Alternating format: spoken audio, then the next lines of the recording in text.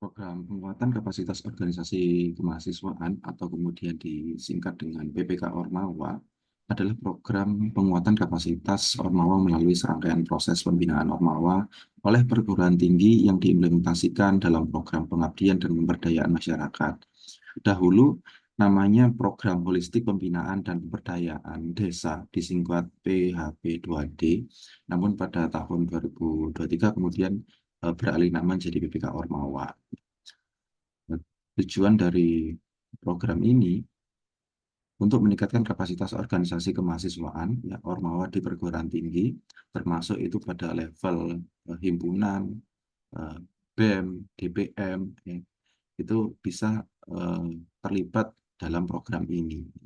Tujuan program yang utama adalah meningkatkan kemampuan manajerial dan kepemimpinan di Ormawa, ya, meningkatkan kompetensi dalam merencanakan, melaksanakan, dan mengevaluasi kegiatan-kegiatan organisasi. Selanjutnya, pengembangan keterampilan lunak atau soft skill ini seperti komunikasi, kolaborasi, pemecahan masalah, manajemen konflik, ya, dan kepemimpinan yang diperlukan untuk kesuksesan di dunia kerja dan masyarakat.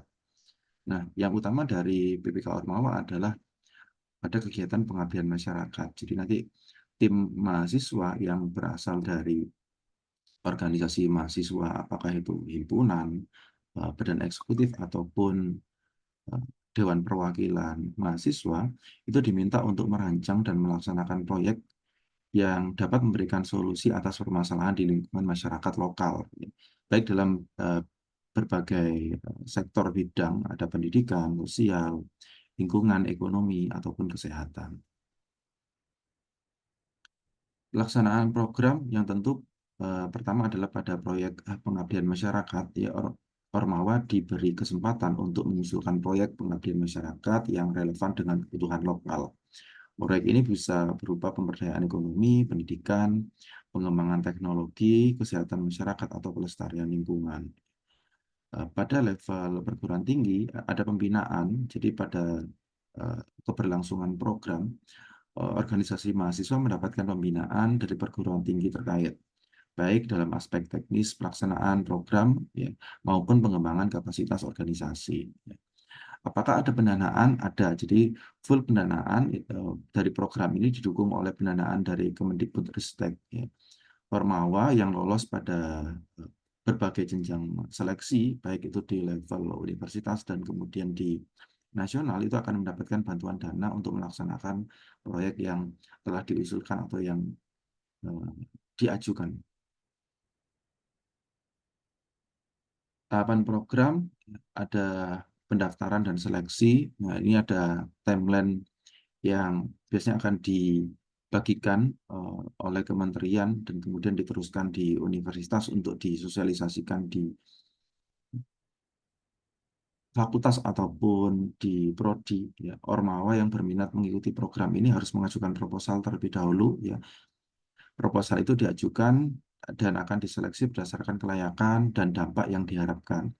Proposal juga melampirkan bukti kesediaan mitra pengabdian. Jadi ada eh, bukti atau pernyataan bahwa mitra, ya, apakah itu desa, ya, ataupun ya harusnya idealnya adalah pada level desa, yang mewakili mitra, ya, bahwa mitra tersebut bersedia em, untuk diimplementasikannya program pengabdian yang diusulkan oleh organisasi mahasiswa. Lalu setelah lolos pada seleksi itu akan ada pelaksanaan kegiatan, ya. Ormawa melaksanakan kegiatan sesuai dengan rencana yang telah diajukan, ya. Lalu selanjutnya pada monitoring dan evaluasi, ya. Kemendikbudristek, ya, bersama perguruan tinggi itu melakukan monitoring terhadap pelaksanaan proyek serta melakukan evaluasi untuk memastikan proyek berjalan sesuai dengan rencana dan mencapai tujuan yang sudah ditetapkan. Lalu akan ada pelaporan, ya, setelah kegiatan selesai, Ormawa harus menyusun laporan kegiatan sebagai bentuk pertanggungjawaban kepada Kemendikbudristek dan perguruan tinggi, ya. Nantinya setelah pelaporan ini juga akan ada kompetisi. Jadi karena ini adalah program nasional dan setiap universitas akan ada delegasi atau proposal yang diseleksi. di level nasional nanti akan dikompetisikan ya. Manakah di setiap perwakilan universitas itu yang programnya terpenuhi ataupun programnya itu memiliki poin atau capaian yang lebih bagus daripada program dari Ormawa universitas lain. Ya, jadi dikompetisikan eh, hasil dan penyelenggaraannya itu antar Ormawa, antar universitas. Nah, berikut timeline. Ini adalah timeline seleksi di universitas yang nanti akan ada update dari awal ya. Ini contohnya untuk tahun 2024 dan sudah lewat. Untuk psikologi saat itu diwakili oleh HMP ya, sebelum bertransformasi menjadi BEM ya, ada sosialisasi PPK Ormawa ya, ada sharing, lalu kemudian unggah sub proposal di tingkat universitas ya. Setelah itu eh, setiap fakultas yang submit di universitas itu diseleksi ya. Lalu kemudian ada pengumuman lolos seleksinya, kemudian dilakukan coaching ya. Dilakukan perbaikan dari proposal yang sudah dibuat di prodi ataupun di fakultas. Lalu kemudian mengunggah ya, ke Google Form ya. Lalu ada review dan revisi, lalu kemudian mengunggah di perguruan tinggi. Nah, kemudian perguruan tinggi itu akan mengunggah di level nasional di Kemendikbudristek. Ya.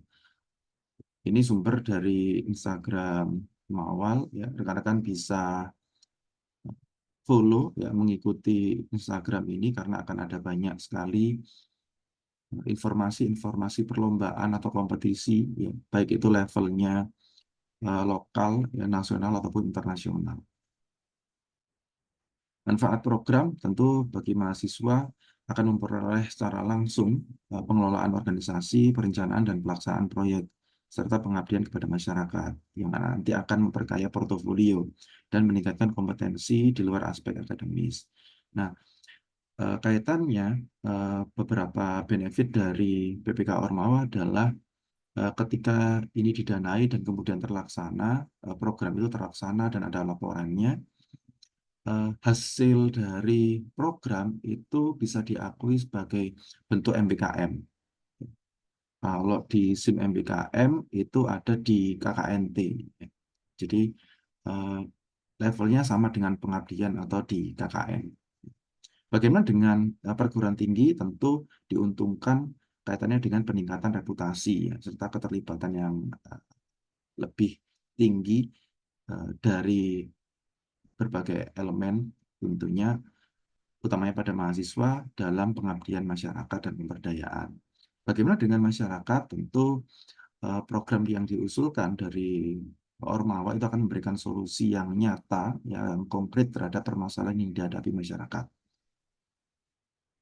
Baik itu di berbagai bidang, ya, pemberdayaan ekonomi, akses pendidikan, peningkatan kesehatan, ataupun pelestarian lingkungan. Nah, bagaimana dengan masyarakat? Ya, tentu eh, Ormawa melalui programnya itu mengedepankan eh, nilai-nilai kolaborasi dengan masyarakat, bahwa proyek-proyek yang diusulkan dari Ormawa itu melibatkan kolaborasi aktif dengan masyarakat setempat ya, dengan tujuan memberikan dampak positif dan berkelanjutan khususnya pada kesejahteraan, tidak hanya pada kesejahteraan secara fisik ya, ekonomi, tapi juga pada kesejahteraan psikologis. Nah, mengharapkan adanya pendekatan partisipatif ya dari hubungan timbal balik antara pengusul yaitu organisasi mahasiswa dan masyarakat ya. Di sini mahasiswa dilatih untuk menggunakan pendekatan partisipatif ya, artinya kemudian masyarakat itu memiliki ide-ide dan eh, sumber daya yang mana organisasi mahasiswa dapat menangkap berbagai sumber daya, ya, baik itu sumber daya alam, manusia di sekitar masyarakat yang memiliki beberapa problem untuk kemudian dikaitkan dengan solusi-solusi yang konkret ya, sehingga kemudian masyarakat itu kita ajak bersama berperan aktif dalam pelaksanaan dan keberlanjutan proyek ya. Harapannya meskipun proyek itu berakhir ya kaitannya dengan keterbatasan waktu, dana ya, dan sebagainya, namun inisiasi dari proyek atau eh, usulan Ormawa itu tetap berlanjut meskipun program pendanaan itu sudah usai. Untuk informasi lebih lengkap dari PPK Ormawa itu teman-teman bisa akses di websitenya php2d.kemendikbud.go.id ya. Dari websitenya itu yang ini website untuk tahun 2024 ya, itu masih tetap PHP2D ya. Yang menandakan bahwa sebenarnya ini adalah transformasi istilah untuk sekarang itu dikenal sebagai PPK Ormawa ya. Apakah dari UNESA universitas itu ada perwakilan untuk PPK Ormawa? Sudah ada ya, dan ini sedang berlangsung kegiatan. Nah, selain PPK Ormawa, ya, karena PPK Ormawa itu berkaitan dengan eh, organisasi, ya, jadi pelaksanaan adalah fokus pada organisasi mahasiswa, namun juga ada yang lomba-lomba lainnya, ya, baik itu bisa dilaksanakan atau diikuti secara berkelompok atau individual, ya. Rekan-rekan bisa eh, kepo atau cari informasi itu di websitenya Kemendikbud, yaitu pusatprestasi nasional.kemendikbud.go.id. Ini ada lomba inovasi digital atau disingkat LIDM. Kemudian ada eh, mahasiswa berprestasi, ya, pemilihannya ada di level fakultas, universitas, kemudian di universitas itu kemudian diseleksi ataupun dikompetisikan di nasional. Lalu juga ada olimpiade ya, yang khusus. Di sini ada yang khususnya pada matematika dan ilmu pengetahuan alam. Namun tidak menutup kemungkinan ini adalah yang difasilitasi oleh Kemendikbud ya. Khususnya pada psikologi itu juga juga ada olimpiade psikologi yang beberapa diinisiasi oleh eh, fakultas ataupun prodi psikologi di universitas lain. Jadi teman-teman juga bisa terlibat ya, ada untuk skema Olimpiade Psikologi itu ya. Lalu kemudian ada debat, ya debat itu ada dua jenis, yang satu internasional, yang satu nasional. Kalau yang internasional itu eh, pada cabang ini National University Debating Championship ya, atau NUDC. Ini masih banyak lagi, rekan-rekan bisa cek ya. Ini khususnya yang suka dengan statistika, ya tentu ini sangat relate dengan prodi statistik gitu. Ada kontes robot dan fokusnya ini macam-macam ya. Ada KRI, ada KRTI.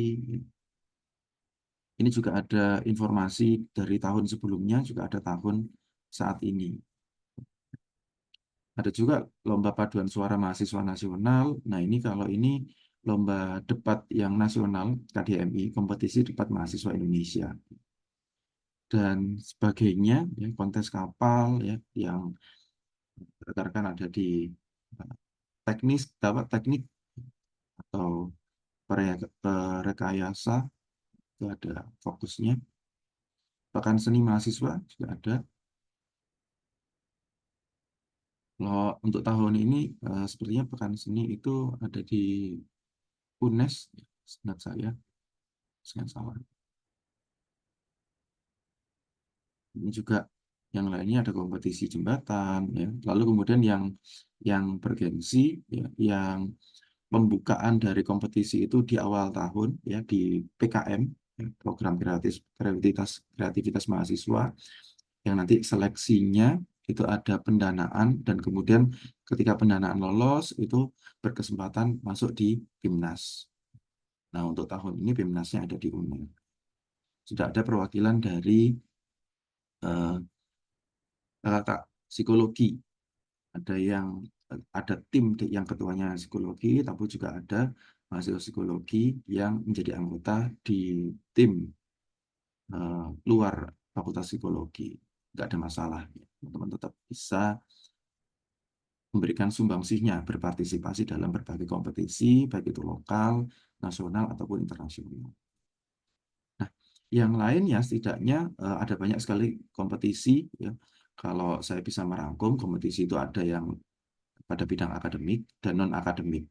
Yang akademik itu apa? Itu kompetisi yang berfokus pada pengembangan kemampuan intelektual, pemecahan masalah, dan keterampilan akademis di berbagai bidang ilmu. Ya. Apakah itu bidang ilmu psikologi, pendidikan, ya, dan sebagainya, maka itu akan ada fokusnya. Cabang perlombaan ya, dari perlombaan akademik itu bisa olimpiade, esai dan artikel ilmiah, ya, debat. Lalu kemudian pengembangan teknologi, ya, bagi yang minat, apakah psikologi bisa memberikan sumbangsi pada ide-ide pengembangan teknologi, tentu itu sangat memungkinkan. Ya. Itu kaitannya dengan akademik. Yang non-akademik itu tidak terkait langsung dengan prestasi atau kemampuan akademis formal, tapi lebih fokus pada pengembangan keterampilan, seperti di bidang seni. Ya. Itu ada perlombaan-perlombaan atau kompetisi desain, tari, dan sebagainya. Ya. Ada pada cabang olahraga, itu banyak sekali. Mahasiswa psikologi itu juga beberapa ada yang atlet. Ya. Lalu kemudian juga ada di level kepemimpinan. Ini kaitannya dengan keorganisasian, relawan kemanusiaan, dan sebagainya. Ini juga sebagai kompetisi dan bisa diakui sebagai bentuk prestasi. Dari saya cukup sekian, kita bisa lanjutkan dengan sesi diskusi atau bertanya.